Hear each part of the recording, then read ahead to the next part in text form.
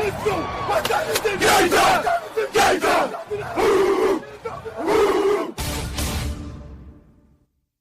a football game tonight now. No doubt. It's gonna be a football game here. Okay. I done been here before. All right, let's go, baby. 9.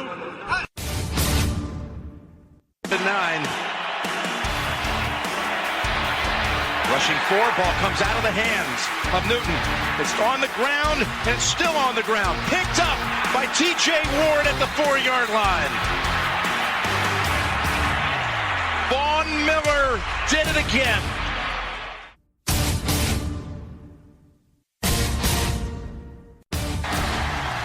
Alabama back on top of the college football world. Ladies and gentlemen, football to the max. Your host, Sean Garmer, Gary Vaughn, and Randy Isbell. Hello and welcome to another edition of Football to the Max. And if you have listened to the previous episode, we're doing this back to back. So, hey, at least we deliver on what we promise on here. And we are heading into the AFC East territory that Randy knows really well. And we're going to have, of course, two guests talking about the Buffalo Bills and the New York Jets. Well, we'll get to that in just a little bit. Guys, I mean, I don't think we really need to talk too much about, little interlude or anything, but I do want to thank Derek Sharp for making the logo for this show that makes it possible for us to change the name, because that's kind of what we were waiting on. I didn't want to have the old logo and call it something else. So I want to thank Derek Sharp for the cool looking logo, because, he helped us out.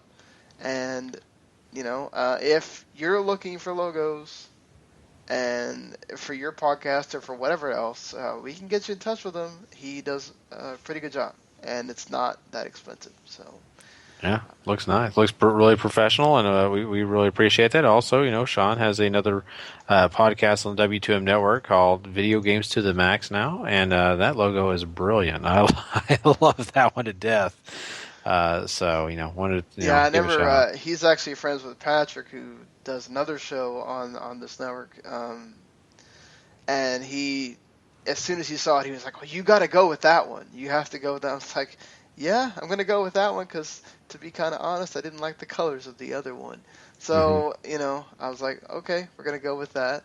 I guess I should take the time to say that we are in partnership with Last Word on Sports. And, of course, we're brought to you by the W2 Network. So let's get on with this.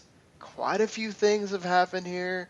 Of course, this morning, it was announced that Tom Brady and the New England Patriots have agreed to a 2-year extension. Of course, Tom Brady said in October that he plans to play another 10 years, or so he says. I don't know about all that, but that's a long time. He will stay with the Patriots through 2019. He turns 39 in August. What do you think? I think the guy needs to stop smoking those funny cigarettes. Jalen Strong must have gave him a few. My thought process on it is the New England Patriots are the luckiest team in the league. Not only do they just have a coach that finds ways to win, cheating, not cheating, they do it however they can do it. They do everything great when it comes to that, but also they have a quarterback who walks up to him and says, "What do you want to offer me?" They say a couple piles of change, and he's like, "Good, my wife makes money anyway. I don't need yours, so I'll just take whatever you want." And they get a great cap number for him at quarterback. So I'm not picking on the Patriots. I really, honestly, in my heart of hearts, I think this is a great luxury that the New England Patriots have. If you're a Patriots fan, you should be very happy because this guy is a all Patriots guy. He's not looking to go to another team. He's thrilled about being a part of this team. So he's getting a decent contract. They're not giving him pennies. I was kidding about that, but they're giving him a decent contract, nothing overboard. The thought process on him playing another 10 years, it's laughable. It's kind of like Tony Romo. Tony Romo says, "Oh, I'm going to play another 5, 6." You're playing 2 and you're probably done. Well, Yeah, it just kind of shows that the Patriots are not going to slow down anytime soon. And honestly, I think this is kind of maybe a little slap towards Peyton. Peyton's looking at probably retiring, and Tom Brady's like, I could play forever. Look at me re-signing more contracts. Just I'm not going anywhere. Look at how long I can play because I'm better. well, I mean, if you look at it, you know, things, I guess you could say Brady's right in that. I mean, it's however he feels. I mean, but I just, why would you do that? I mean, I guess I get it. You know, there is a little animosity there. I get it, but you know, just do what you got to do. And he could probably play another 5 years. This guy is not slowing down. There's no signs of that. Whereas Peyton Manning, there's definite signs of slowing down and definite signs of, hey, you really need to stop. But right now, if he can keep up and legitimately, if this guy can play till he's 45. I don't have a problem with it. I just don't imagine he's going to, and I don't imagine Bill Belichick is going to be thrilled about having a 44, 45-year-old quarterback down the line. I think he's probably going to start looking for his, you know, that next quarterback pretty soon here. Yeah, we'll have to see how that goes to the Patriots, but they've been kind of lucky in that regard with Tom Brady. You'd have to imagine the luck will run out at some point for him. So the luck runs out for Marcus Colston with the New Orleans Saints as he gets cut. He is 32 years old. He has he was actually cut due to a failed physical. So it's not like they really wanted to cut him. I mean, he's been a dependable guy for Drew Brees. He is the Saints' all-time leading receiver with almost 10,000 yards and 72 touchdowns. I mean, if he can pass a physical, he's still in good shape to play for somebody. Yeah, but I mean, I don't think this in the end hurts the Saints. Cutting Colston, they don't have a ton of cap room, so this is going to save up a little bit for him. And Colston's going to find a home somewhere. Obviously, his contract's going to be much smaller with the failed physical in New Orleans will scare off a lot of teams. But we saw this with Reggie Wayne and Wes Welker, where just because they're not going to be able to play where they used to, other teams are going to find places for them. You look at Andre Johnson last year, and I championed Andre Johnson. I've always been a fan of Andre Johnson, but, you know, really, legitimately, after last year, you kind of get the understanding of why the Houston Texans said bye-bye. And the Colts sure did okay here and there, but really the guy was non-existent for a majority of the year, especially if you played fantasy football and you thought that was a great decision, kind of like I did at some points. It wasn't. And so I think Colston's the same way. Colston's going to find a home. He's going to go somewhere where he's going to try to help them, but I don't think we should all get excited or think anything's going to come of it. I think he's going to be reliable to an extent, but he's not going to be really the Colston that you knew 5-6 years ago. So, Sean, what do you think about this? We just talked in our last episode about the Bengals. Colston to the Bengals, is that a decent fit? I think so. I think he would be a nice fit. It's a dependable guy that gives Dalton somebody to throw to a big target. Obviously he's lost some of that speed, but he could definitely be a possession guy, and you can always use a possession guy.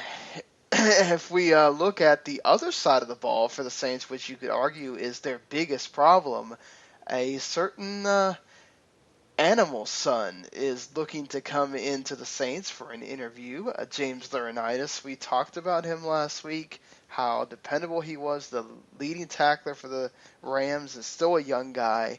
If the Saints can pick him up, that's a huge get for me. I think when they lost Jonathan Vilma was like a key of that Super Bowl team. I think James Laurinaitis can certainly be the quarterback of that defense if you're looking for that for the Saints. Yeah, I think Laurinaitis could be a part of Bounty Gate Part 2. He could be the lead for Bounty Gate Part 2. Jeez. Wow. Yeah. Clotheslines for everybody. Yes. If you pick him up, I will clothesline him off your shoulders. Yeah. I know that move. Oh, it's brilliant. Yeah, I would love it. Oh, man. He could definitely be an animal on the field. No, this guy, he's definitely a hard hitter. He's a guy that's around the football all the time. A great move for the Saints if they were, able to get him and lock him down with a good contract. I wouldn't have a problem with it at all. I think the guy is definitely worth a shot for sure. Yeah, for sure. And I mean, I think, you have to imagine that looking at this, one of the big things to kind of come out of the combine now is that the Chargers are very willing and open to trade the number 3 overall pick, which of course affects us, Gary, because our Cowboys are at the next pick, which means that there may not be one of the 2 top quarterbacks at number 4 to grab. Because, you imagine that Jared Goff and whoever would be coming up to number 3 would take Carson Wentz or vice versa. That's assuming also that Bosa would go at number 1. Man, that doesn't put things in a great perspective for Jerry Jones and the Cowboys if that were to happen. But I still think the Cowboys would be stupid to trade up to number 3. Yeah, but what the Dallas Cowboys tend to do is kind of evaluate the draft as it goes. And let's say that scenario takes place. Let's say 2 of the top quarterbacks go off the board. The Dallas Cowboys have no worries about trying to find a suitor for the number 4 spot, saying, hey, you want another top player, Arizona, guys, you're way down there. Make a move up here. You can get somebody that you desperately need, and you guys will be okay. The Cowboys will gladly move down. They'll even move down to the end of the draft if they don't have the guy they want where they're at. So I think that's a possibility too. I don't think it's a panic button issue. In fact, San Diego's got to find that suitor, and they may find one. But that's a lofty price tag. I mean, number 3 is a pretty big deal. You're asking a lot for that. And, what team would really be willing to give up a lot for it? If they're willing to give up that much for a quarterback, man, God bless them. Yeah, I want to see Dallas trying to move up to that 3 spot to secure whoever they are targeting. But I like the idea of San Diego moving out. If you're in a position where you could go in multiple directions, like you're not really locked in on one guy, see if there is a team out there that really is locked in on somebody, especially a quarterback, where you could go, well, a quarterback's going to Cleveland, so there's one off the board, so now you really think your guy's going to fall to you, and get them to give you a bunch of draft picks to go into that spot and lock in their guy, and all of a sudden here you are filling up multiple problems that you're going to have. So at the number 3 spot, if you're not going after a quarterback, or if you don't think Bosa is going to be someone that could really solidify your defense, why not trade out and really start filling out other holes? Yeah, you're right, Randy. You need to fill those holes, and it's an intelligent move for San Diego. They want to build a franchise that is kind of, let's be honest, waned on the defensive side of the ball. They've had offensive help, a lot of times, but really defense they haven't. So I think it'd be a smart move for them to trade out. And just like I said, they got to find that suitor. They may find it, they may not. In my personal opinion, this year's quarterbacks are okay, but I don't think they're at the value that they had last year to choose from. So it just depends. I don't know, man. Everybody keeps talking about Carson Wentz, Jared Goff, like the next, big guys you need to be looking at. So. Yeah, I mean, but you're going to have that every year. You're going to have guys that they prop up and talk about. I mean, it's happened for years, but I don't know. I mean, I'm not saying that they're bad quarterback. I just don't imagine. I really don't feel like they're the guys kind of like what we saw with Mariota, even Winston. Yeah, I'm with Gary. Where I like Goff and Wentz. I've never seen Wentz, but from everything I've heard about him, he's great. And a little bit I've seen of Goff over the last season or two, just because he's a Pac-12 quarterback, so I've seen him play here and there. I really like. I think he could be a decent NFL quarterback, but I really think a lot of that kind of stuff is just stemming from, it's the same thing we talked about the combine last week, where the 40 time is just sexy. So talking about quarterbacks is sexy, and that's why everyone just focuses on them. I think this draft is an offensive line, a defensive line, some linebackers. Those are going to be your key players out of this draft, are going to be the linemen, and that's just not sexy to talk about for the next 2 months. So everyone's going to delve into hand sizes of these quarterbacks and everything else, when theoretically there's 5 or 6 pretty good quarterbacks, but should they really all be taken in the first round? No, but they're going to be talked about like they are. And when you're San Diego in this case, you go and find that team that has been stricken with the love bug with one of these quarterbacks and try to talk them into moving up for a quarterback. And then you can go down and get these defensive linemen and offensive linemen that would really help your team win games. Oh, certainly. Yeah, I mean, we've seen this many times with quarterbacks being overvalued and it being what it is, So let's hope for their case that these are quarterbacks that work out. I hope. Sorry, Fonty is trying to see if he can get me a cheaper deal on my hotel room for WrestleMania, so I'm kind of there you go. Distracted. Dean Ambrose was all about Priceline.com, and get a hold of Dean Ambrose. Fonty is actually best friends with Dean Ambrose. No joke. So we actually might have Fonty being the guy that does the Indianapolis Colts here in about next week. So that'd be great. You'll get to hear him. But either way, so looking at other things here from the Combine, the Texans are going to let Arian Foster come in and practice, even though it looked like they were going to release him considering all his injury problems, and he's hitting 30. Smart move by the Texans? I mean, I don't think it's a problem per se. I think it's smart for the fact that this guy can somehow find a way to make it through an afternoon without hurting something. It could be something that they could look into. But I still, if I was them, weigh my options. But I think it's great on the Houston Texans to allow this guy to work out, to allow him to be in the locker room and do what he's got to do. I mean, if nothing else, for their sake, to thank a guy for putting his body on the line as much as he has for that team. Yeah, absolutely. I see no problem with this. Whether they, in the end, get rid of him or not, I mean, let him continue to do his livelihood until you make your decision. And I think the last one here, because the stuff with the Broncos, we kind of already know they're just trying to figure out whether they're going to get contracts for Osweiler and Trevathan or not. And Colin Kaepernick, the 49ers are being very vague about the whole thing with him asking for the trade. They want him to stay. He wants a trade. What do you think winds up happening here? I think San Francisco, in the end, just tells them, listen, you play for the 49ers or we'll trade you to a CFL team.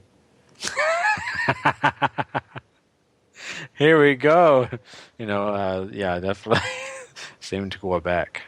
No, I think that I think they're going to sit down with him and really try to convince him that this is a good place for him. I don't know that he's going to move out of San Francisco. I think they're going to kind of force his hand and kind of say, look, you're with us no matter what. You signed the contract. I mean, the 49ers could be fibbing here, but I just can't imagine somebody really going, oh, yeah, we want Colin Kaepernick. Yeah. Well, whether they want him or not, I really think they're trying to show that they do, just for the fact that if they do trade Colin Kaepernick, his price drops dramatically if the news is out that Kaepernick wants out and the 49ers want him out. Then people are going to go out, well, we'll give you a 7th-round pick for him. Mm-hmm. But if you make it look like he's going to be your starting quarterback, but, you might have a little bit of trouble. Maybe you get a higher draft pick or something for it. So, it all could just be posturing as far as the trade looks like. I mean, we see this all the time. Especially, usually see it with draft picks. We're like, oh, we're definitely taking this guy. And then when it comes time to it, they never had plans on it at all. So it could be the same thing here. No, you're exactly right, Randy. They play this game and they play this game and they try to get you to think that, man, this guy is valuable to them. I want him so badly, I'm going to overpay. And that's going to happen here with Colin Kaepernick. I really feel like they're going to play the game of, no, he's going to be a guy that's going to be an integral part of our team. He's going to be starting day one. If you really want this guy and really you're going to rip him away from us, you're going to pay for it. And unless this guy is going to be a problem in the locker room, unless this guy is really going to make their life hell, I just don't imagine San Francisco is just going to let this guy walk without getting much in return. No, exactly. They're going to try to get something back from him, even if it's like a middle round draft pick or something. The Los Angeles Rams, the media and the fans want Jeff Fisher to do something about getting a quarterback. And Jeff Fisher says that Case Keenum is the starter. And those people are not happy about it. They're tired of the team being mediocre on offense. And they want something better. But we know how Jeff Fisher is. He's mediocre. That's what the dude is. Ever since he lost Steve McNair, his teams have pretty much been yuck. So,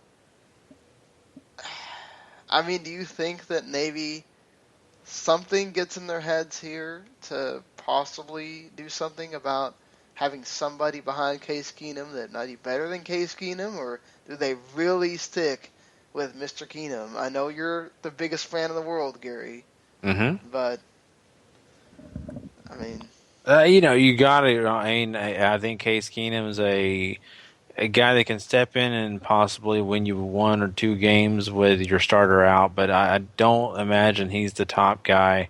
As much as I think a lot of him, the Houston Cougars were a different beast compared to the Rams. So looking at this scenario, though, I think that the Rams organization need to really sit down with Fisher and say, look, we've got to have a face of this franchise. We're going to be in L.A., this has to happen. We've got to have a guy that's going to be able to not only help us win as soon as we get to LA, but a guy that we can kind of advertise and put out there. But saying that, who's that going to be? Would they be the team that would be like, you know what, let's find a way to get Colin Kaepernick? Would that be the team? Or is this team going to go back and do what they did to find a quarterback in the past, a Super Bowl quarterback? Maybe go to their local grocery store and ask guys that are sacking groceries if they played football before. And maybe that can get him a Hall of Fame quarterback. But besides that, I'm really curious to see what they get. They got to do something.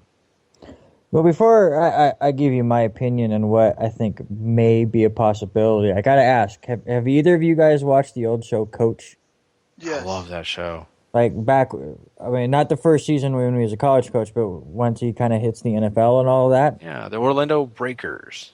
You remember the episode where they have the draft and his owner gets flirted on by Jerry Jones and she trades away their draft pick for like a condo or something like that? Remember that at all? I don't remember it per se, but that is amazing. I need so here's how I see it going down. The Los Angeles Rams have just moved into LA. There is a certain team that would like to go to LA and has a certain number 3 pick that we just talked about possibly wanting to trade down. Could you see San Diego giving the Rams a deal for the number 3 pick where they get a bigger piece of the pie with the LA stadium? Oh, Lord. That would certainly be... would that even be a thing you could do in the NFL? That's kind of Well, I mean, you don't have to say it that way because they don't have the deal yet. But you can go, for this team, we want 3 number 1s and 2 number 2s. With you, we'll give you 1 number 1 and a couple number 2s if we get a bigger piece of the pie. And then Los Angeles can go up to the 3, get their quarterback of the future, and everybody wins. That sounds fine and dandy, but I can't remember this owner really wanting another team. in Los Angeles. Wasn't he opposed to another team going with him? Well, he kind of has to deal with that team, so why not just work with it? I agree, but I'm just saying that's kind of going in the mind frame of, I'm going to go ahead and just suck it up, and I'm going to go ahead and just allow this to happen and give them the bigger piece of the pie compared to me. No. I'm not saying the bigger piece, just a bigger piece than what they would have gotten with whatever agreement was made when the Rams were able to move to LA. Okay. It's not gonna happen, but it would Yeah. be interesting to hear those conversations be made. Oh, yeah. But the I Rams agree. are definitely, to me, one of those teams that could possibly be a target for the Chargers as far as a team they'll be looking at to move up to 3, because they do have these quarterback issues. Kim's not going to be your guy for years to come. He's just not. So, do they go after Kaepernick, as Gary said, or do they get somebody in the draft? If they do get somebody in the draft, they're going to have to move up, I think, because that just seems to be the trend right now, is people are going to move up to draft some of these quarterbacks too high, because if they don't, they're going to be gone before they get to them. Mm-hmm. Yeah, and I like your scenario, and it's going to be really interesting. Like I said before, this is the franchise that everybody's going to want to see with a big-time quarterback, and they want a lot of great things to happen there in LA, and LA is going to expect it. This is the market. You cannot walk in this market and expect to put butts in the seats with Case Keenum. It's not going to happen. This is just as Hollywood, as professional wrestling, as the biggest movie you could ever imagine. If Leonardo DiCaprio is not in this film, we're not going to go see it. That's the type of thing that this LA crowd is all about. So they've got to find a way to do kind of what Randy said. Even if they have to offer other things besides draft picks, they've got to figure that out. Yeah, that's going to be interesting to see what they do with that. I just don't see Jeff Fisher moving on that. He's so dead set on, okay, this is my guy. I'm not going to really do a whole lot. I'm not going to take the whole team and change it for a quarterback. It is what it is. We'll have to see if the media and the fans can get him to change his mind at all. Yeah, I agree. And like I said before, if he's not going to go and do all these other moves, he needs to go to his grocery store and start looking for grocery sackers, because that's where they found Kurt Warner. Maybe he can get lucky and strike gold or lightning twice. Yeah, certainly. So the last big thing that we have here is that in the combine, Mike McCarthy talked about the fact that there really isn't a need for a 4th preseason game. And then the competition committee actually got together to discuss the possibility of them actually dropping that 4th preseason game, the game that pretty much it's a waste of time because no one that's a starter really plays in that game. No one really cares about that game. A lot of coaches would much rather just have that last extra week of training camp. So they're really actually considering dropping it. Now, obviously the problem would be for the owners losing that game and everything, but what do you think the chances are that they drop the 4th preseason game? I think it's actually kind of high, just for the fact that, if you want to look at it in a money scenario, if they go ahead and drop that 4th preseason game, that will later on down the road give them more room to add those 2 extra regular season games that they've been wanting to do and making it an 18-game regular season. Will that ever happen? Maybe not, with all the concussions and all of this, the new tests that are really kind of coming down. But it opens the door for that. They go, well, now we have 1 less preseason game, so we can do this and we can work around all that. But it would honestly work better for, I think, the players if you only have the 3 preseason games and then you have a bye week before the regular season. And then as fans, because most of us don't watch that 4th preseason game anyways. Sure, you can watch it to see some of these young guys get, the starting part, but it's not like they're going up against the number ones on the other team, so it's not like you can really get that huge test for them. So it gives us that extra week to really ramp up on, oh my God, football's here, football's here, football's here. That's that is the week of fantasy drafts, and you can really play it off that way. And so I would actually prefer it if they went to 3 preseason games. I think that there is contingency there that really feel like that is a wasted game. And to an extent, yes, it is a wasted game. But, I've always been in favor of these preseason games. 4 games is fine and dandy with me because I think that game, yes, it's a waste. But at the same time, for me personally, not so much a waste. If you've got young players that you want to get that extra game where they play the entire game, you really get a better look at them. You're not having to worry about, they got a quarter last week. Well, maybe we'll get lucky and see a spark somewhere in between their 15 plays the next week. I think that this is a game that, it definitely is solid when it comes to just really getting in depth and evaluating some of those young college players that you may not get a chance to look at if you just play these 3 games. Now, I think I'm in the minority here. I think a lot of these owners may want the revenue, but on the other hand, they don't like the injuries that happen. The NFL is moving. They're kind of trying to find a way to get that 18th games in there. That I can understand that. All the things Randy just said. But here's one thing that I find interesting, and this is actually going against my argument. I heard a guy talk about this on Sunday, and he still is a Dallas Cowboys insider. His name is Mike Fisher. If you can go check him out, he has a basketball.com. He's a really intelligent guy, and he's been doing this for years. And back in the 90s, when the Dallas Cowboys had Norv Turner and Dave Weinstadt as coordinators, offense and defensive coordinators, he actually had a sheet in preseason, walked up to each one, had him fill out the sheet of who he thought each of these guys thought would make the team. And he legitimately put them out there in the public and said, these are the guys that are going to make the Dallas Cowboys this year. And that happened every year.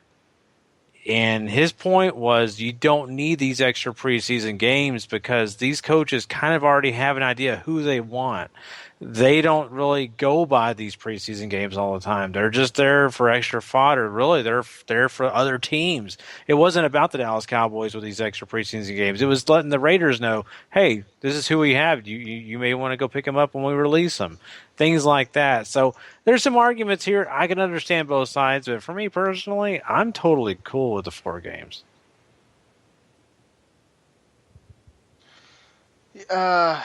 I am one that does not give a flying flip about the preseason. So less preseason games for me means less I have to hear Gary tell me about this guy did this in the preseason game that I don't care about and whatever.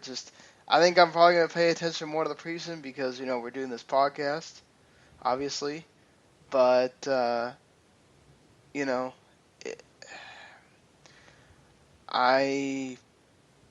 Sorry.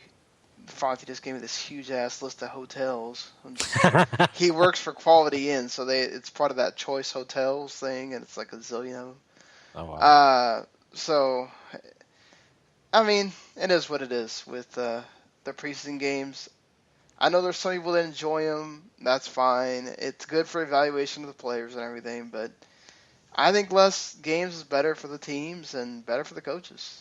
They care about that practice, not necessarily about that game. Whatever. We're talking about taking away that 3rd preseason game, which is like the dress rehearsal. That's a different story. But that 4th one, nobody really cares about. So I think that does it for the news. We went a little bit longer on news, but there was more to digest in there. So we're going to start with our first team here. And, of course, that being the Buffalo Bills. And talking about the Bills here is lastwordonsports.com Chief Executive Officer Ben Kerr. He also has a podcast that he does about hockey called On the Power Play, which you can find on the same Last Word Radio, iTunes, or Stitcher that, this podcast or Rest of the Max would be on. So there you go. But here we go. Listen to him talk about the Bills, and we also might have a special live guest come and talk about the Bills with us afterwards too. All right, I am here with the Chief Operating Officer of Last Word on Sports, Mr. Ben Kerr. I know you do a few other things for the site. Pretty much do a lot of things. For people who don't know of Last Word on Sports, just kind of tell them what you do. Well, I do a lot of writing for the site. I do a lot of hockey and NFL. I also help organize the published times for everybody's articles. I work with our advertising partners and try and get some good ads up on the site and get us some money to pay our expenses. And anything else that comes up from a general day-to-day nature in terms of running the website, editing, writing, advertising, promotions, getting our articles out on the World Wide Web on a number of different platforms like social media. It's a lot of little things that get done during a day. Goodness, sounds like a lot. So you're a fan of the Bills. You would say that's your team? Yes, I've been a Bills fan for a while. I've had season tickets in the past. I'm living a little bit further away from Buffalo right now than I was, so I don't have full season tickets, but I usually attend at least a couple games a year. All right. So, I mean, looking back at the season that was, very close to making the playoffs at least, but a lot of under fire, you would say, for Rex Ryan.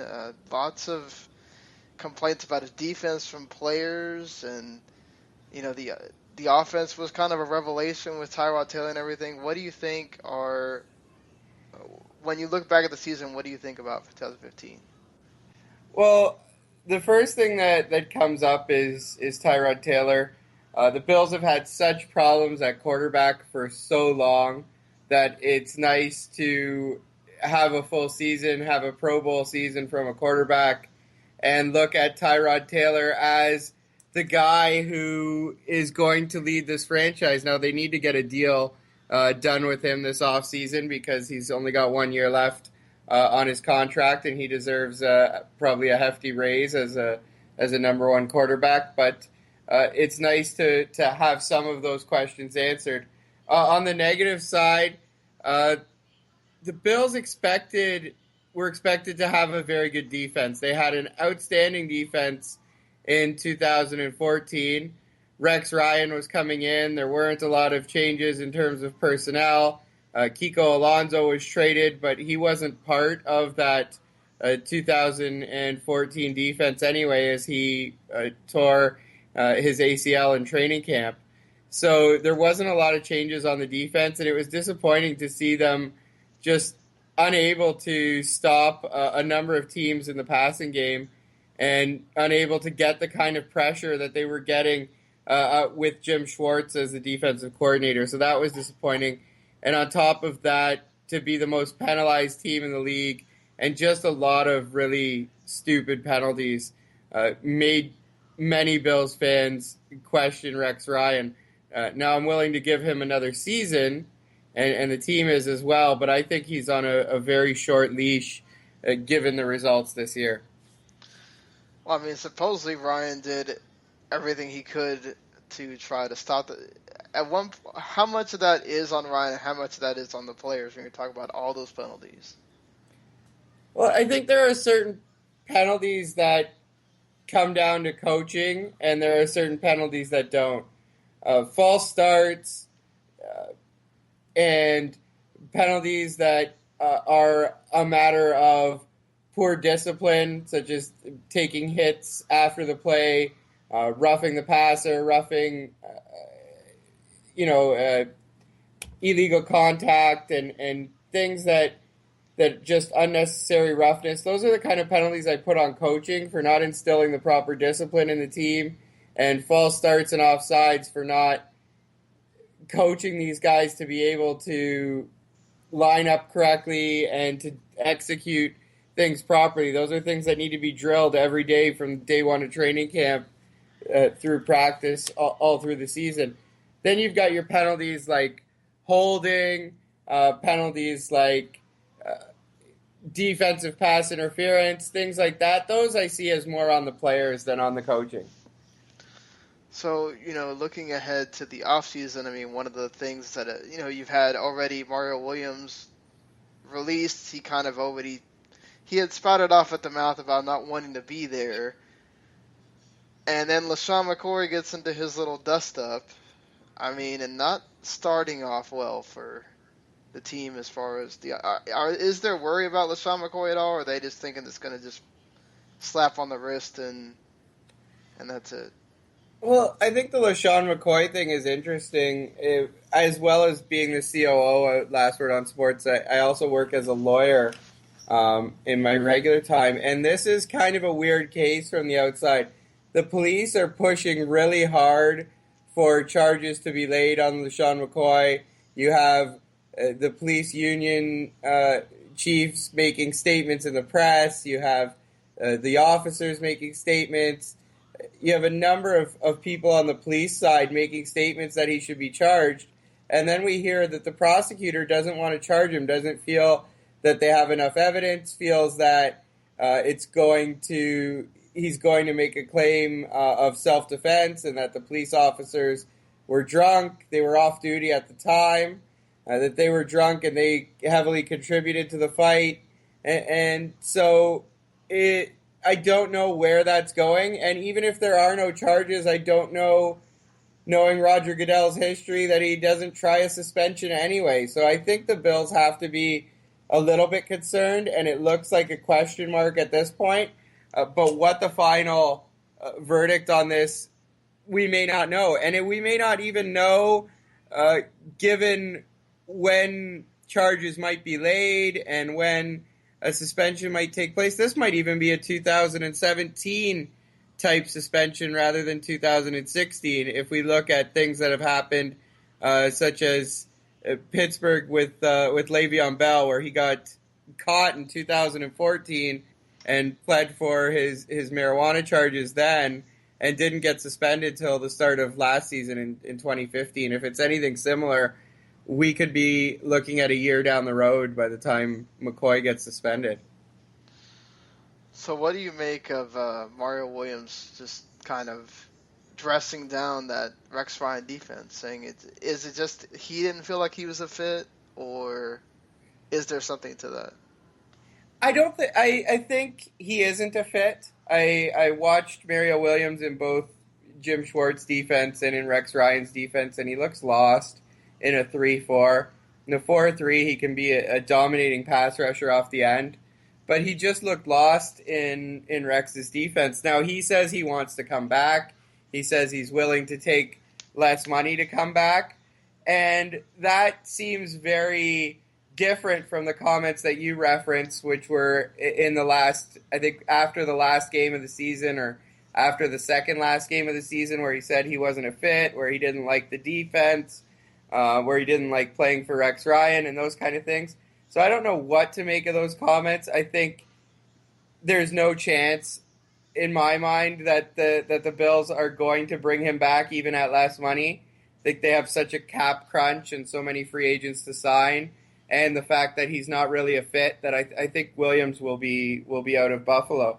But I think he's maybe trying to salvage his reputation in the NFL, salvage his free agent value by going back on those comments a little bit and softening his stance and trying to show he's not a problem player. I think that's what's going on right now.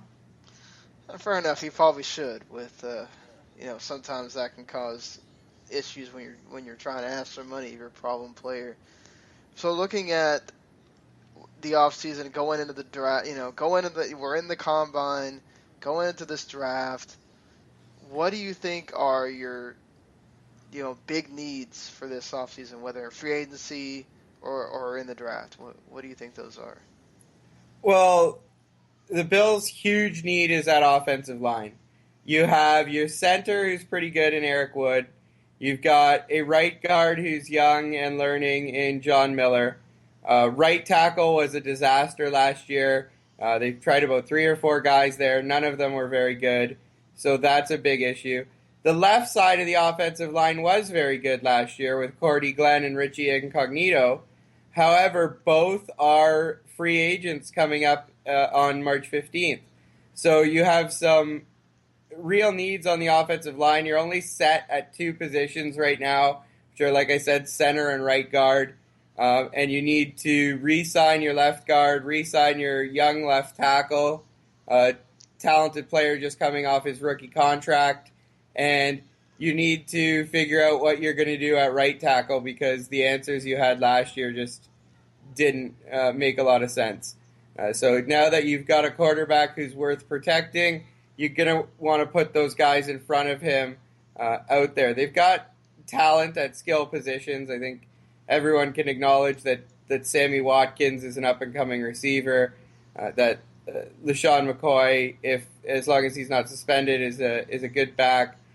Charles Clay, reliable tight end, get open down the middle. And there are other receivers, Robert Woods and those guys also have some talent on them as well. So I think the big need is that offensive line. On the defensive side, you're probably going to need to replace Mario Williams with someone who can get some pressure off the edge in a 3-4, probably a 3-4 outside linebacker who can bring some pass rushing skills and maybe a little bit more talent on at inside linebacker as well. But your defensive line of Kyle Williams, Marcel Darius, and Jerry Hughes should be more than adequate, and I do like the secondary as well. You mentioned that Incognito and Cordy Glenn are both unrestricted free agents. When you look at the list, which, you have a lot of your core guys already signed, so you're looking at guys that were kind of standouts last year but are restricted in like a Chris Hogan or a Bakari Rambo who weren't making that much money but possibly could ask for some. And the big spots, like you said, are your offensive line. So is that who they're targeting to bring back? Do you think they'll bring back both, or do they have to choose on one, or how do you see that working out? I think the Bills will try to bring back both Incognito and Glenn, and I think that's where they're trying to free up cap space for with the Mario Williams move. I also think that that Incognito may not be as pricey a ticket as his play suggests. First off, guards don't usually get that much money compared to tackles. Tackles are usually a lot more expensive. And secondly, there's still the negative attitudes around Richie Incognito. One season on the Bills, I don't think takes away the stench of what happened in Miami.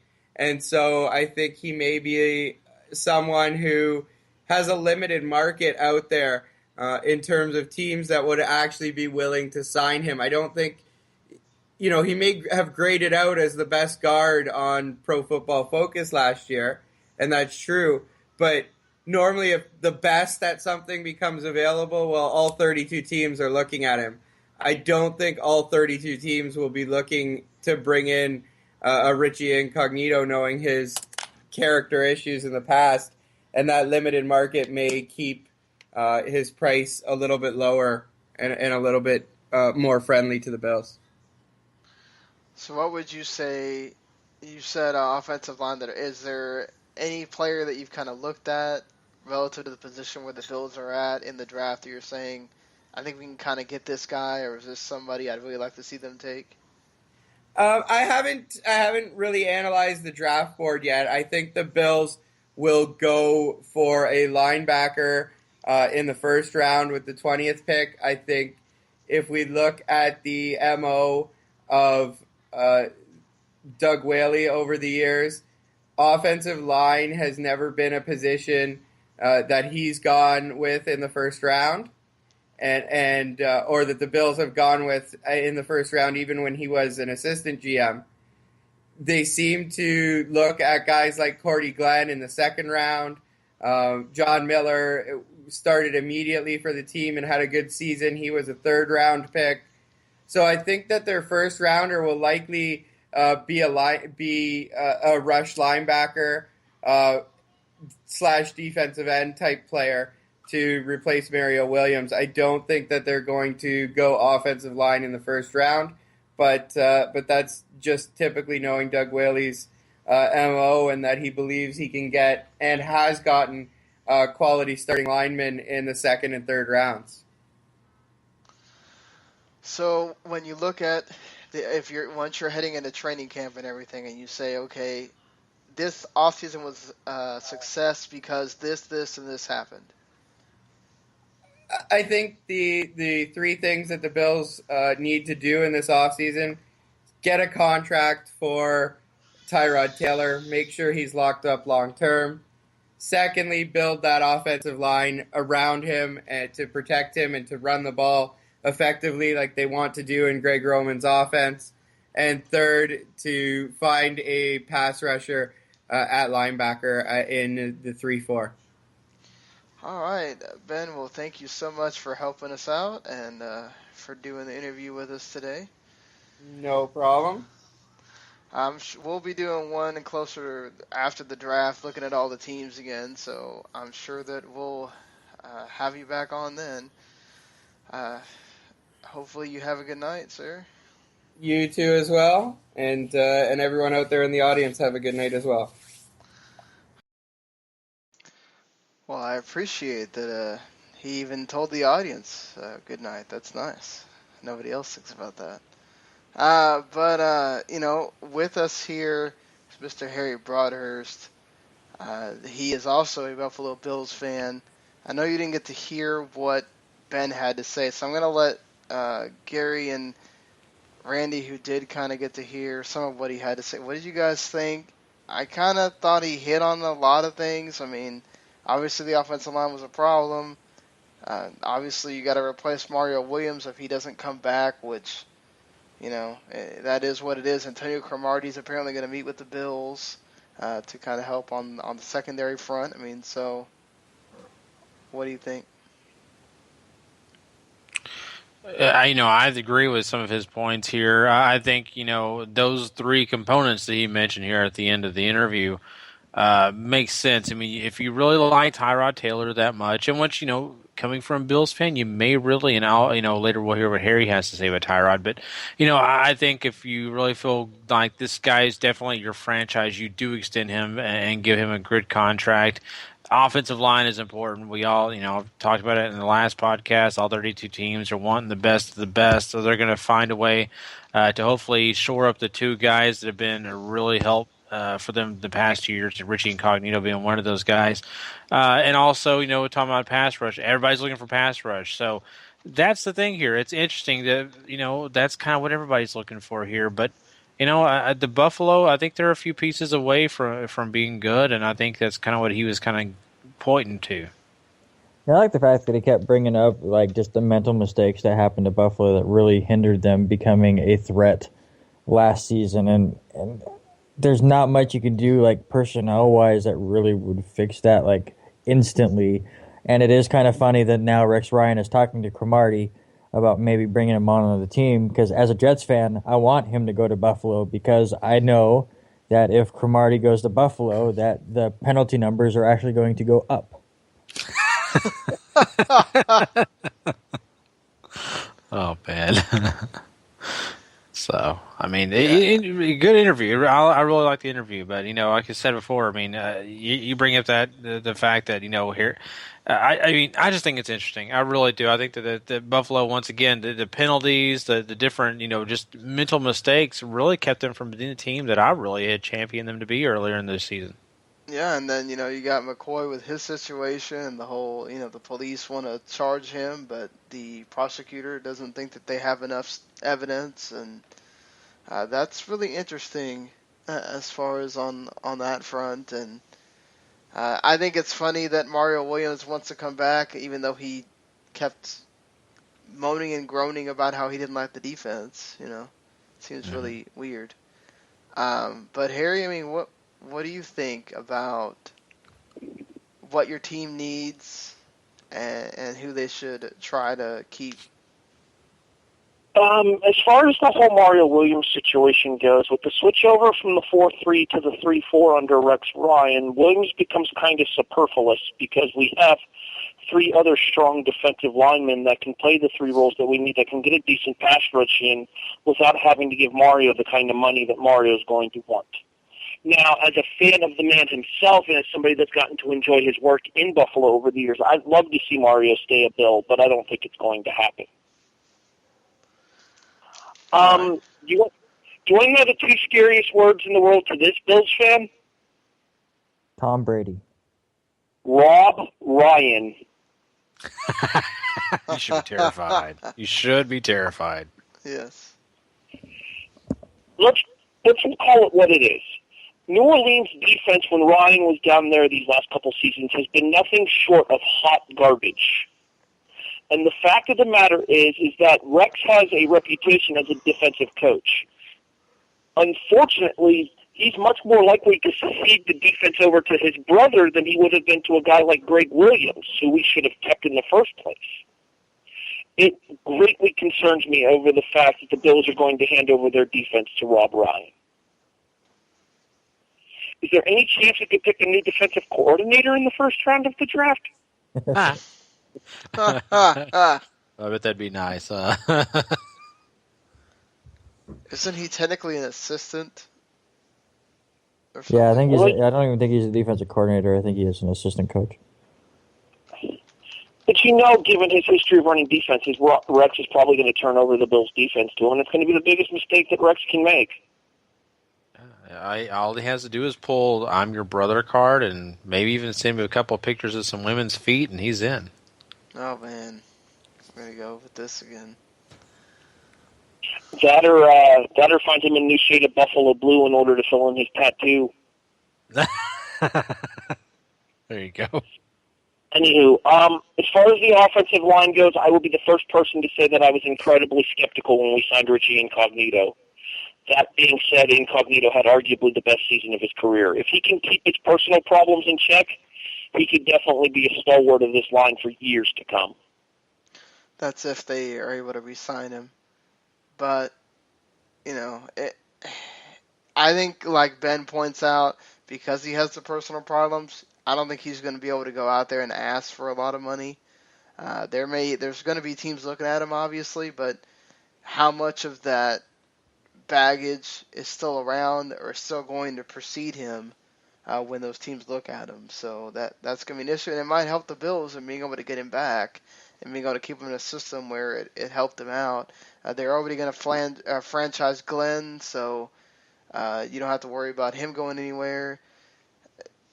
But would you agree with Ben that that's what you need to look at in the draft is offensive line, or are you going another way?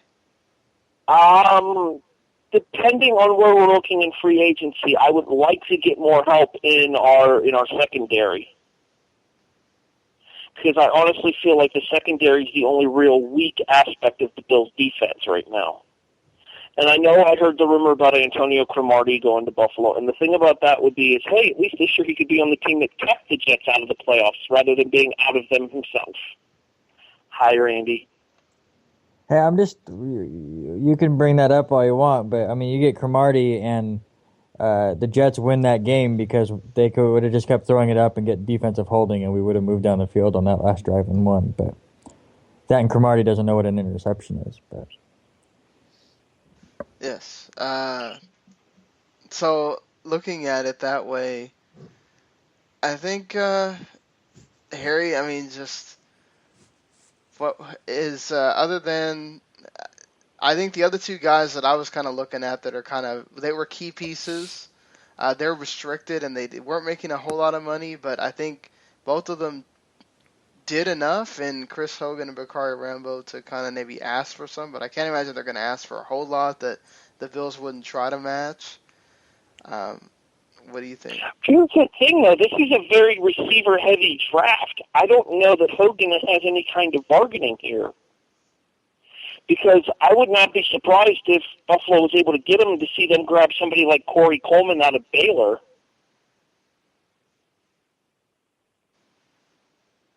Fair enough. What do you got? The other one, as far as Bakari Rambo goes, that's kind of going to be up to Bills management on Rambo. Bakari's been kind of hit and miss, but when he's on, he's definitely on. Yeah, honestly, I mean, when you look at Buffalo, to me, I just don't see them making a lot of moves. Just in general, they don't have a lot of cap space. Getting rid of Mario Williams will open that up, but I see them more in the draft if Rex Ryan is smart enough to do so. Is really start setting things up for next season because that's when a lot of money is going to come off the books and you can start moving things around. So it's almost to the point of trading out and prepping for next year. So it's going to be interesting because Rex Ryan is not one that really is number savvy when it comes to that kind of stuff. He's going to push that cap as close as he can every single year and deal with it when it comes, and it's showing its colors here for Buffalo as they have less than $500,000 in cap space if they don't get rid of Mario, and then they can't do anything. So it's going to be interesting to see kind of how they finagle the salary cap enough to come up with a better team than last year. But the team was really good, but as has been said, it was a lot of mental errors and just big slip-ups that cost them more wins than they should have had last year.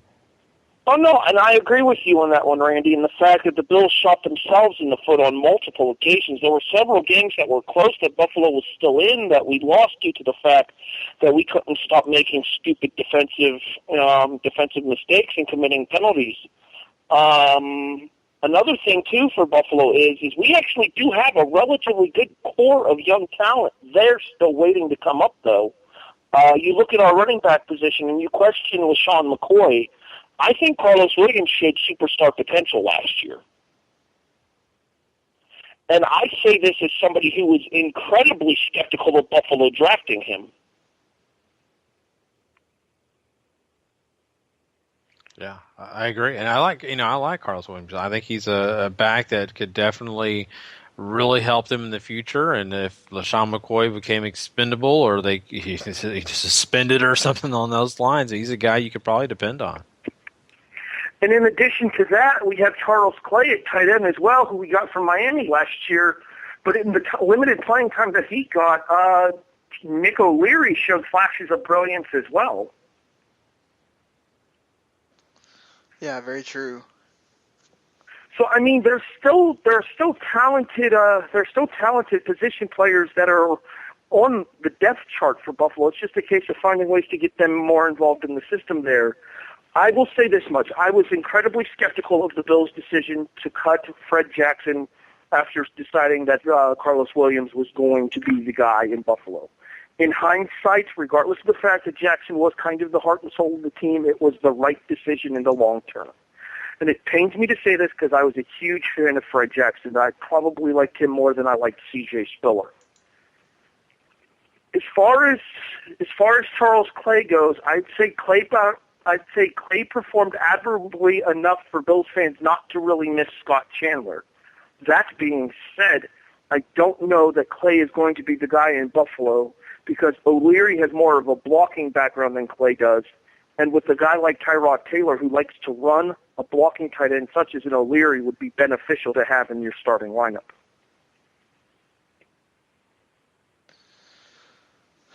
Yeah, I mean, anything else you want to say on the team? I don't know if you've looked at the draft or anything, Harry, of a player you think might fall there.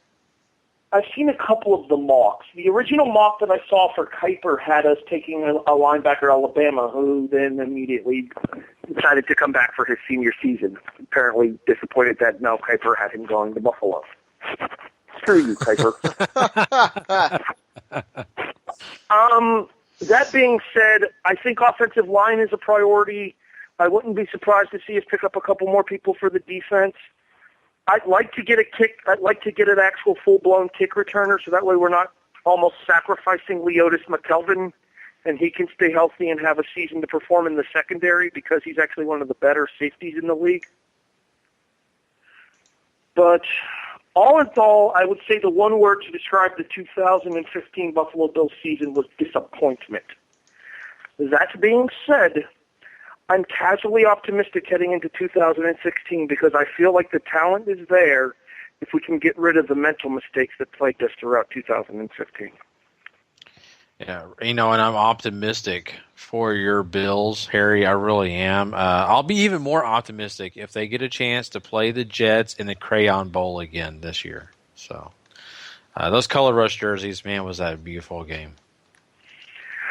I remember sitting inside of BW3 watching that game and going to myself, those are the ugliest damn jerseys I think I've ever seen in my life. I thought it should have been sponsored by the Crayola.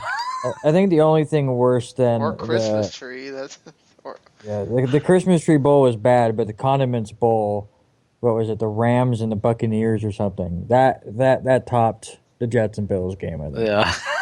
I liked the Rams yellow. I thought that was. I actually, if we're referring to any of the ones as our favorite, I think the Carolina blue ones were probably my favorite.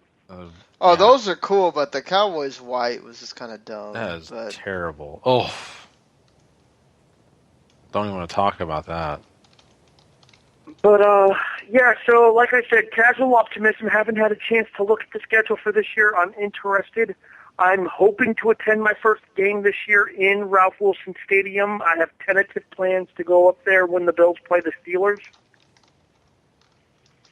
We shall see what happens, and I look forward to the actual schedule release. I don't believe it is officially out yet as far as the dates and the times. No, those aren't officially. I mean, you know the teams you're playing, but that's about it. Yeah, you know who and where, but you don't know when. Right. Yeah, that usually comes out like a week or two before the draft. They spread all that stuff out.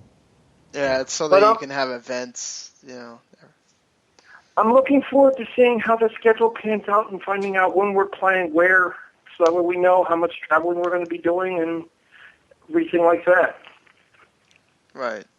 Yeah, for sure. And, if you don't make that game at Ralph Wilson Stadium, maybe you can make one when they play in Canada. Maybe they'll play in Toronto this year, and you can just go stay with Trish's house. Never know. If you believe everything that's coming out, the new owner for the Bills does not want them playing in Toronto anymore. I think that's a wise decision if they don't want to be in Canada. Yeah. Because he said that he had no intention of moving the team. Why are they playing a home game away from their own home fans? That's true. Even though they do have plenty of fans in Toronto, but yeah, but it's not Ralph Wilson. It's not home. Right. All right. Well, Harry, it's not One Orchard Park Lane. Well, Harry, thank you for being on and adding to the extra coverage of the Bills here. Of course, you can catch Harry on the W2 Network on Wrestling Sunday night. And this Sunday they'll be doing WrestleMania 1.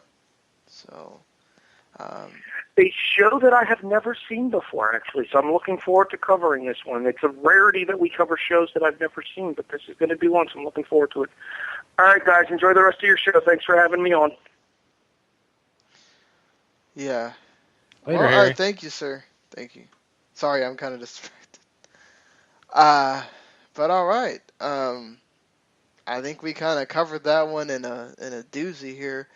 So let's get on and talk about the Jets. Boo!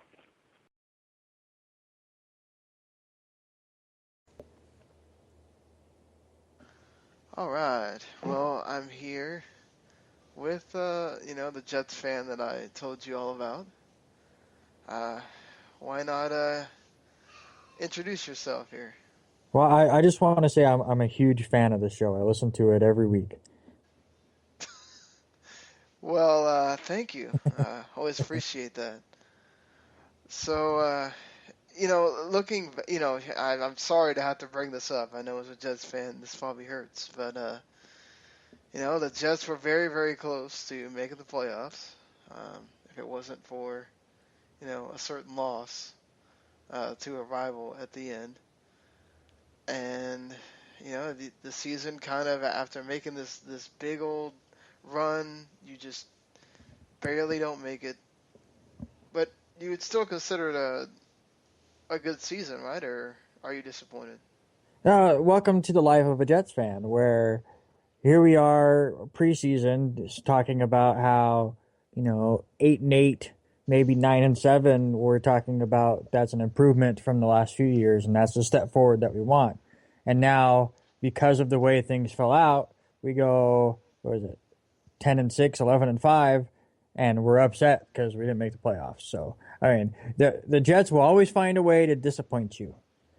Even though they did far better than I really expected them to this season, just the fact that they had the playoffs in their grasp and let it slip away is the disappointing part. Well, talk about, someone that coming into the season, especially after what happened with Geno Smith, questions at quarterback, and Ryan Fitzpatrick comes in and he has probably his best year ever. In a Jets uniform. You could say definitely one of the big reasons why the Jets made that run. I mean, how important was he?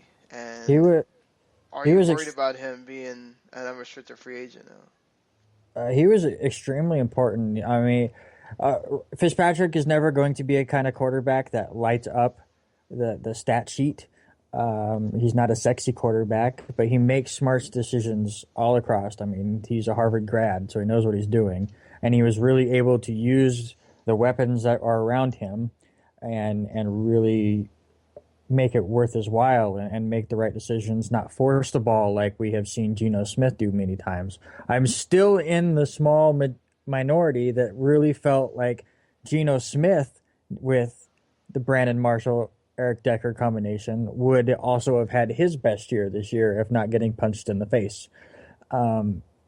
But no, the veteran leadership that Fitzpatrick was able to do, and you could kind of see in a lot of his interviews where he's a lot laid back and having fun with the guys. He brought a whole different kind of chemistry to this team that the Jets haven't had for a long time, and I really think that's important on top of any kind of ability he has. So, as a Jets fan, I would absolutely love to see Fitzpatrick get re-signed and play another year or two while they figure out if Bryce Petty is the future or just a wasted draft pick from last year.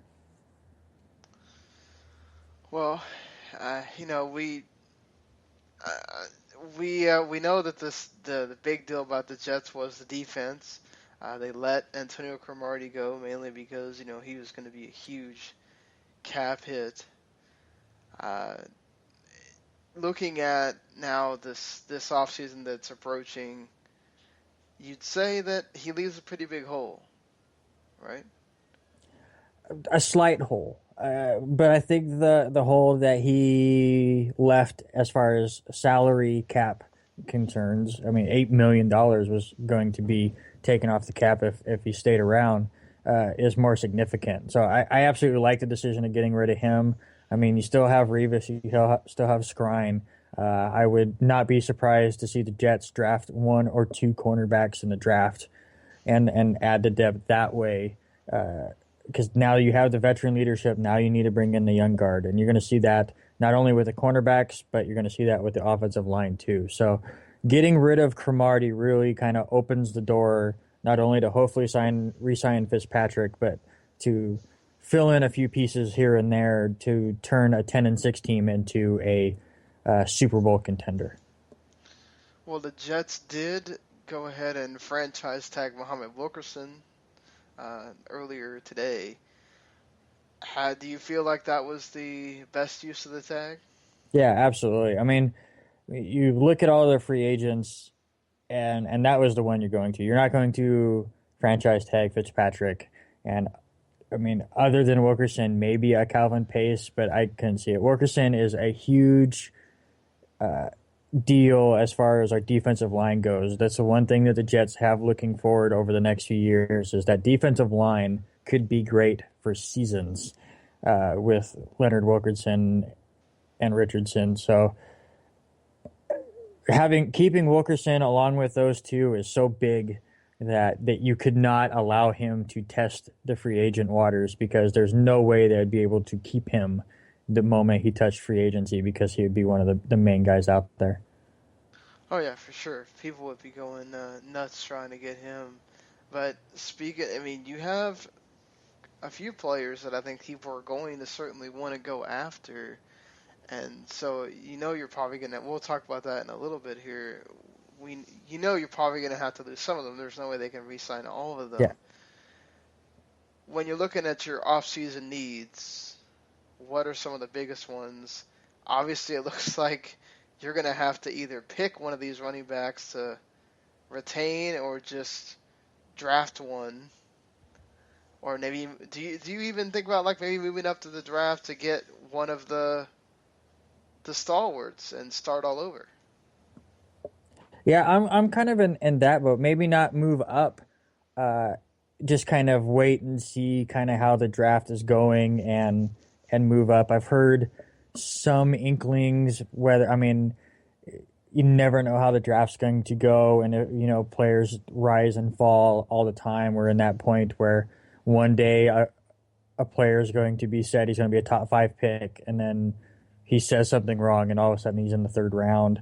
But I've heard a lot of possible, if like Ezekiel Elliott starts falling, that the Jets would completely go after him. So as far as the running backs go, I like the idea of letting a few of these guys go and really focusing on one veteran and one young guy to really bolster the running game.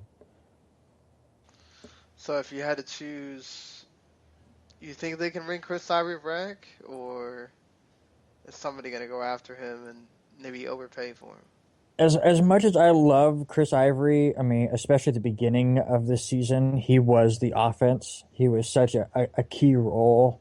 I really think he's going to bring the bigger price tag out of the 3 running backs that they have going into free agency. And he is a huge injury concern. He's one of those guys that you just wait for him to be hurt.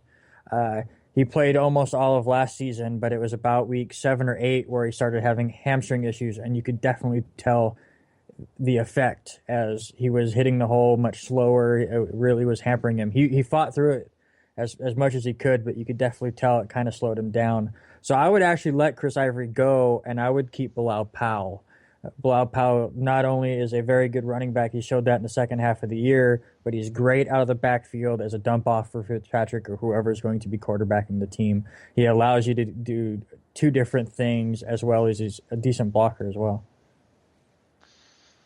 So I don't think I think we kind of went into the running back thing, and we never so what are those needs maybe other than running back that you're looking at and going, this is a position that we have to fill?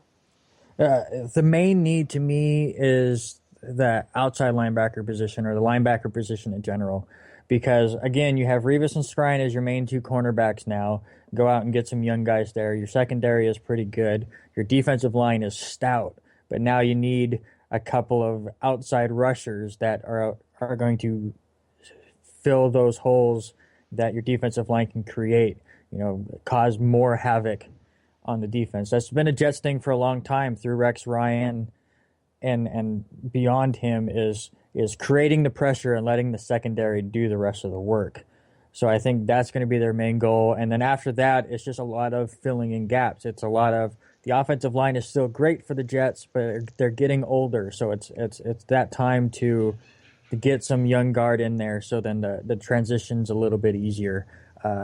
You go after another wide receiver or a tight end. The Jets haven't had a tight end in 20 years, it seems like. I can't name 2 tight ends that have ever played for this team. So, there is that the younger Gronk that is going into the draft this year. Could a Gronk end up in the Jets? That'd be okay with me. Yeah, because, Kellen Davis has been a injury. It seems like he gets injured every year. And he's an unrestricted free agent. Even your backup tight end, Zach Sudfeld, is a free agent, but he's restricted. I thought Kimbrel Tompkins kind of came on a little bit towards the end of the season, but you can probably get him back. So I think definitely you probably that tight end thing seems to be an interesting take. You have quite a list here of guys. What do you think would be the ones that the Jets would maybe realistically be able to get back. Like we mentioned, the 3 running backs. Calvin Pace is a big guy for you guys. You've got Jaquan Jarrett, Willie Colon, and right guard. I mean, there's quite a list of people here. Yeah, it's quite the list. A lot of them are role players and backups and stuff, and just a lot of depth. Nobody out there that really jumps off the page. Obviously, I'd really want to keep Calvin Pace if he's affordable. Just again, we need the outside linebacker help. Again, out of the running backs, I would let Ivory and Ridley go and keep Powell. But other than that, I liked Lattimore last year, so I'd like to see him come back. But everything else, I mean, I hate to say it, they're pretty replaceable. You go out and try to find the right kind of deals. Owusu was okay at points. He was a decent role player at wide receiver last year, but he doesn't jump off the page. He's not one of those. He's not going to replace a Decker or Brandon Marshall years down the line. Hopefully that is what Smith will do as he gets older and gets more time on the field. But really, other than Pace, a lot of these other guys, we could find replacements for if we're unable to sign them back. So have you looked at the draft relative to the position that the Jets are in? And aside from the running back, have you looked at anybody that you'd say, oh man, I hope he falls here. I want to see him get taken by the Jets? Yeah, see, that's the tough part, because it's for the first time in a while, the Jets, are not a top 5, top 10 pick. So, I mean, you can sit there and throw names left and right and go, well, it'd be great if they fell, but I mean, it's so tough to tell. I mean, I do think that if one of those top outside linebackers falls, like a Miles Jack from UCLA or Leonard Floyd from Georgia or somebody like that was able to fall down to the Jets at 20, I think that's where you would go first. If an Ezekiel Elliott is still around, then you have a choice. But I think an outside linebacker, if one of those top ones fall to them at 20, I think that's where they're going to go. So you would say that this offseason is successful because this, and this happened? It would be successful if they shore up the quarterback position, they get outside rush help, and they start solidifying a younger, what am I thinking of? A younger core underneath some of these veterans. Because last year they really filled in the pieces with, Ryan Fitzpatrick and Brandon Marshall, and they got Revis back and they got Cromartie back. So they really got that veteran help to turn this into a contender. Now what you need to do is use those veterans to teach the young guys that hopefully you're bringing in, and you can start creating a small dynasty out of it. So do you have any kind of thought, do you go with a younger quarterback in the draft, or are you trying to find somebody in free agency, maybe, especially if you don't get Fitzpatrick back, to kind of take his spot? That's the thing. I would love to be in the Jets front office and just know how they feel about Petty, because obviously we have not seen anything of them other than preseason. If they're seeing Petty evolve, if you end up not getting Fitzpatrick, you may go with Petty and just go that way. If Petty is starting to stall out and you can kind of tell that he's struggling and Fitzpatrick doesn't sign, do you feel like Smith can be the guy, or do you want to fill in the shoes with somebody else? I would not go out and mess up a whole team to go out and get one of those hot names like an RG3 or a Colin Kaepernick or something like that. I think the Jets have shown that you just get an okay quarterback around some good wide receivers, a great running game, and a solid defense, and that's how you're going to win games. So I wouldn't go after a big-name quarterback. I would hopefully stick with Fitzpatrick, but if not him, then Geno or Bryce hopefully can control the reins for the next couple of years. Well, let's hope for your sake those rumors of earlier in the year Colin Kaepernick does not come to the Jets. But Colin may want to play for the Jets, but I don't want him playing for the Jets. spoken like a true fan there. So, well, thank you for your time. And Yeah, no problem. And always grateful to hear that you listen every week. So hopefully you'll listen as we continue this series. And of course, we'll be doing another one of these when the draft comes and when it's over. So we'll get in touch with you again. I can't wait to listen to this and then debate myself here in a minute.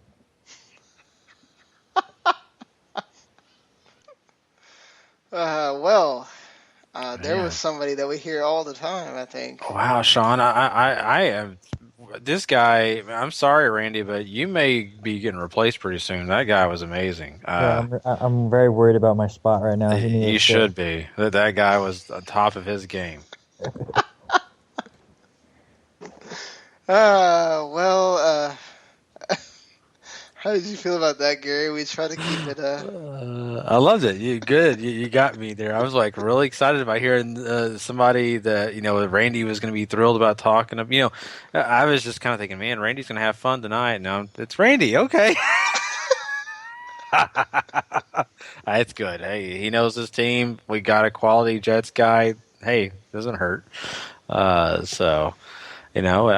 just by everything Randy said tonight, I mean, it's very true. I mean, this team is afforded to lose some of the free agents they got coming off that team because they're kind of replaceable. I think the draft will kind of be something where they're lower, but that doesn't matter because they can do almost at times best available. We talked about this earlier. Best available is not always bad, and I just think that the defense is really pretty solid. Maybe, add a couple guys to the secondary. Maybe you really don't need camaraderie or you don't need guys like that on your team anymore. You just kind of replace them. So I felt pretty good. The offense is going to be the offense. Fitzpatrick, people keep trying to downplay Fitzpatrick. He had a great year last year. This guy is intelligent. Randy pointed out, a Harvard guy. Sure, makes mistakes, but guess what? Almost every quarterback in this league makes mistakes. I don't remember Russell Wilson having the perfect year this past year. I don't even remember Tom Brady having the perfect year. So, I think he just gets a bad rap at times because he's not known as one of the elites. So, I just think overall you got a good defense still going to be pretty much in place. They're not losing a ton of guys on defense.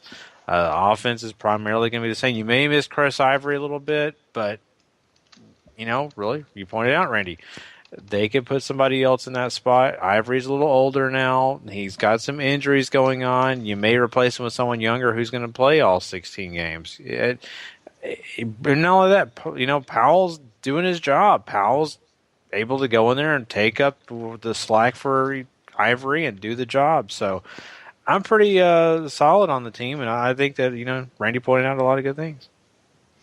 Yeah, he did. I mean, I think obviously you have to figure out what you're doing with whether you bring back Fitzpatrick or I'm not sold on Geno Smith, or perhaps he could surprise everybody. You never know. There's something to what Randy said that Geno didn't really get time with the cast of characters that he had, that Fitzpatrick had. But I still think something comes with Fitzpatrick being a veteran and knowing what he's supposed to do, being a smart guy. I think that has a lot to do with it, obviously. So you have to do that. You have to, I'm a big Ivory fan too. Hadn't they had Powell for a while, and there's a reason why you brought Ivory here because he wasn't necessarily producing. I think part of what Powell was producing is because Ivory was, you had to worry about Ivory for a while. Then he got hurt, and Powell was kind of doing well.